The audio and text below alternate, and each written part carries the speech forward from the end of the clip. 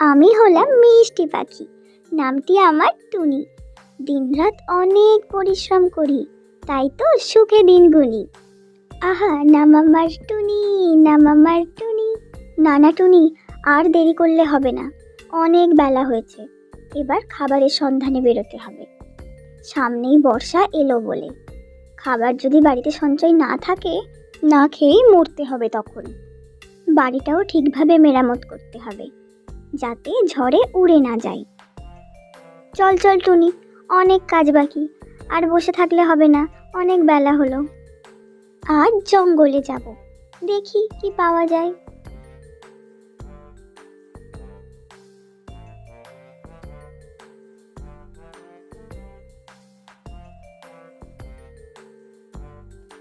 পরিশ্রম? সে তো বোকার কাজ, এসব না আমি জানি। আমি মিস মুনি, অন্যের কষ্টের খাবার খাই। আহা, কি দারুণ মজাই না পাই। আর ওই বোকা টুনি সারা দিন পরিশ্রম করে বেড়ায়। সত্যি টুনিটা না বড্ড বোকা। আর আমাকে দেখো, আমি কতই না চালাক। সারা দিন আরাম করি আর অন্যের কষ্ট করে আনা খাবার খাই। কি বুদ্ধি না আমার। যাই যাই, আজ আবার একজনকে বোকা বানিয়ে নিজের খাবার জোগাড় করে আনি, খুব মজা হবে। বাবারে বাবা, উঠতেও কি কষ্ট। খাবারটাও যদি কেউ বাড়িতে দিয়ে যেত। এতটা পথ উড়ে এলাম, তাও আজ কোনো ফসল পেলাম না। বাড়িতেও তো বেশি ফসল নেই। না না, সামনেই বর্ষা এলো বলে এখন থেকেই সঞ্চয় করে রাখতে হবে। যাই যাই, ওই দিকটা গিয়ে একটু দেখি যদি কিছু পাওয়া যায়। সুমি বোন, ও সুমি বোন, আছো নাকি? এই যে আমি মনি গো। বাবা গো, কোমরে কি ব্যথা। সুমি বোন, তুমি তো জানোই আমার শরীর না খুব খারাপ, ঠিক মতো উঠতেও পারি না, আর তাই খাবারও জোগাড় করতে পারি না। তুমি কি আমাকে একটু খাবার দেবে? আমি তোমাকে পরে ফিরিয়ে দেব। আমার শরীরটা একটু ঠিক হয়ে যাক, তারপর দিয়ে দেব সব। হ্যাঁ বোন, নাও। কিন্তু বোন, প্রতিদিন যদি আমি এইভাবেই খাবার দিতে থাকি, আমার যে খাবার ভান্ডার শেষ হয়ে যাবে। সামনেই বর্ষা এলো বলে চলো না, তুমি আমাকে একটু সাহায্য করবে খাবার খুঁজতে, তাহলে দুজনেরই সুবিধে হবে। সাহায্য? না না না না বোন, তুমি তো জানো আমার কোমরে বড্ড ব্যথা, ঠিক মতো উঠতেও পারি না। তুমি আমাকে ঠিক হতে দাও, তারপর আমি তোমাকে ঠিক খাবার খুঁজে দেব। আজ বরং আসি, কেমন বোন? আবার দেখা হবে অন্যদিন। বোকা মেয়ে, কিছুই বোঝে না, আমি নাকি ওকে সাহায্য করব। যাক বাবা, আজকের মতো খাবারের খোঁজ হয়ে গেল। ওইটা টুনি আসছে মনে হচ্ছে না? যাই যাই, বোকা টুনির সাথে গিয়ে একটু কথা বলি। কি গো টুনি বোন, আরে একটু বসো বসো। সারা দিন আর কত পরিশ্রম করবে।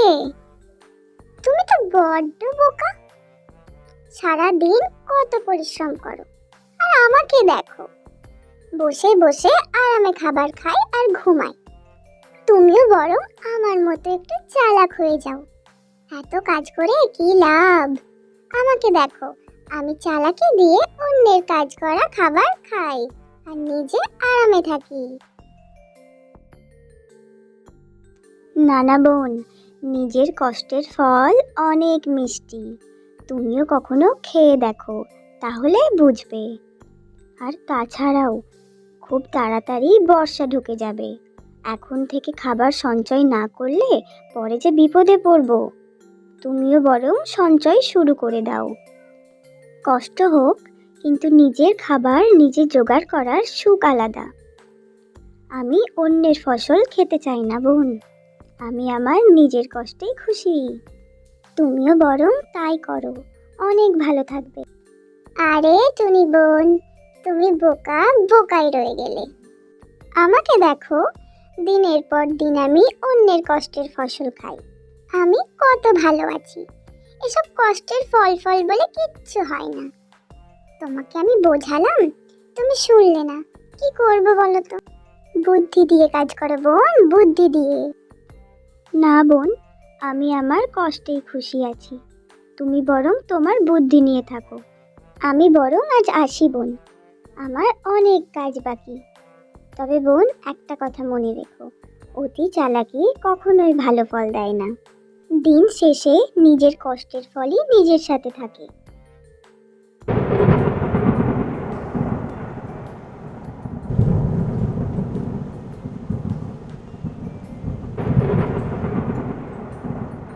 কয়েকদিন ধরে তো বৃষ্টি থামার নামই নিচ্ছে না। এইভাবেই চলতে থাকলে বন্যা হয়ে যাবে। বাড়ি থেকে খাবার খুঁজতে বেরোতেও পারছি না। ভাগ্যিস কিছুটা খাবার সঞ্চয় করে রেখেছিলাম, তাই আজ খেয়ে বেঁচে থাকতে পারছি। কবে বৃষ্টি থামবে তারও নেই ঠিক। বাড়িটাও শক্তভাবে বানিয়ে রেখেছিলাম, তাই এখনো ঝড়ে উড়ে যায়নি। এই জন্যই হয়তো বলে কষ্টের ফল ভীষণ মিষ্টি। হায় হায় হায় ভগবান, এ কি হলো আমার?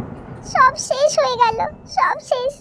আমার বাড়ি ঘর সব ঝড়ে উড়ে গেল, সব ভেঙে গেল, আর কিচ্ছু রইল না। এবার কি হবে আমার? কোথায় থাকবো আমি? কি খাবো? হায় হায় ভগবান, এ আমি কি করলাম? এসবই আমার পাপের ফল।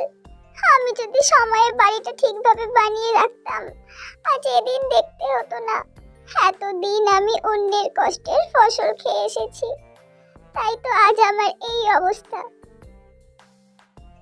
এখন আমি কি খাবো, কোথায় যাব? হে ভগবান, আমাকে ক্ষমা করে দাও, ক্ষমা করে দাও আমাকে।